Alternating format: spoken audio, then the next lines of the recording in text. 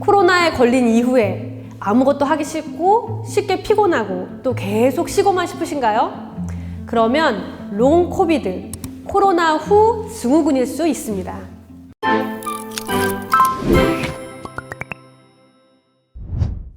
안녕하세요. 닥터 한지민입니다. 코로나에 걸리셨던 적이 있나요? 대한민국 1780만 명이 걸렸던 코로나, 저도 사실 걸렸었습니다. 정말 너무 많이 아파가지고 일어날 수가 없었을 정도로 저는 증상이 있었는데요. 코로나에 걸린 이후에 아무것도 하기 싫고 쉽게 피곤하고 또 계속 쉬고만 싶으신가요? 그러면 롱 코비드, 코로나 후 증후군일 수 있습니다.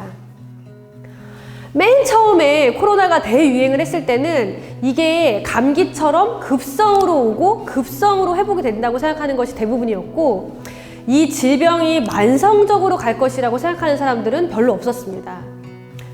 그런데 현재는 롱 코비드, 코로나 후 증후군이라는 것으로 받아들여지고 있고, 이것은 첫 증상 발생 후에 통상적으로 3개월 이상 지속되는 증상들이 있다는 겁니다.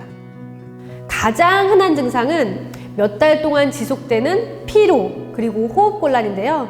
여기서 호흡곤란은 약간의 숨가쁨입니다. 다른 지속적인 증상에는요, 기침, 흉부나 관절의 통증, 그리고 심계항진, 근육통, 후각이나 미각의 기능장애, 그리고 인지 및 정신장애, 두통, 위장 증상 등등이 있을 수가 있습니다. 그런데 이런 증상들이 문제는 최대 6개월 이상 지속될 수 있다는 겁니다. 또 더군다나 이런 증상들이 병원에 입원했었던 아주 중증의 코로나 환자뿐만이 아니라 경증이거나 그냥 중등도 정도의 코로나를 겪으신 분들에게도 일어날 수가 있고, 또 외래에서 치료한 젊은 성인에게도 증상이 있었다는 겁니다. 원인은 명확하게 밝혀지지는 않았지만 코로나를 앓으면서 폐렴이나 심근염 등이 다 지나가게 되면서 폐나 뇌, 그리고 심장과 같은 주요한 장기들이 조직 손상을 받고, 또 그것을 완전히 회복하는데 시간이 걸리기 때문에 그렇다라고 설명을 하고 있고, 또 한 가지는 병적인 염증을 지속적으로 유발하였기 때문에 그렇다고 생각하고 있습니다. 그러면 병적인 염증이란 무엇이냐? 바이러스가 지속적으로 내 몸에 남아있고, 또 면역 조절에 장애가 생기고, 또 자가 면역에 관여를 해서 과하게 염증을 일으키는 반응을 하고 있다는 걸 의미합니다. 또한 장내 세균, 장내 미생물 군집 파괴가 되기 때문에 그런 장내 세균의 불균형을 초래하게 되고, 또 이것이 위장 및 신경 증상의 원인이 될 수 있다고 생각을 하고 있습니다. 그러면 어떤 사람들이 이러한 코로나 후 증후군에 더 취약한가를 살펴보면요, 여러 연구마다 제시하는 바가 다르지만 여성이거나 불안이나 우울증 진단 혹은 항우울제를 이전에 사용했던 이력이 있었던 사람, 또 처음 코비드를 진단받았을 때 증상의 개수가 여러 개인 정도인데요.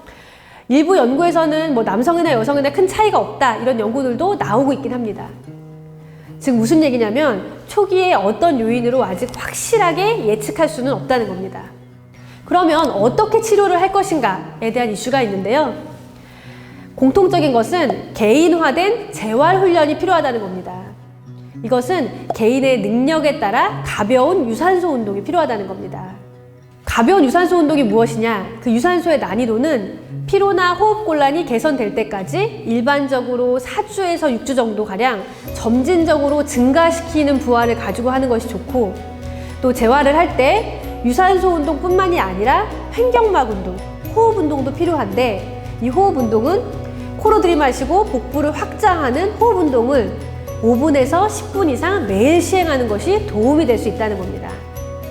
일부 운동을 수행할 수 없을 정도로 심각한 손상이 있는 경우에는 전문의와 상의하시는 것이 좋고, 또 지속되는 발열이나 심박수가 두근두근 뛰는 심계항진, 빈맥, 또 지속되는 우울이 있다고 한다면 역시나 전문의와 상의 후에 약물을 사용해 볼 수가 있습니다. 현재 코로나 후 증후군으로 코로나를 겪은 환자의 10%가 고통을 받고 있습니다.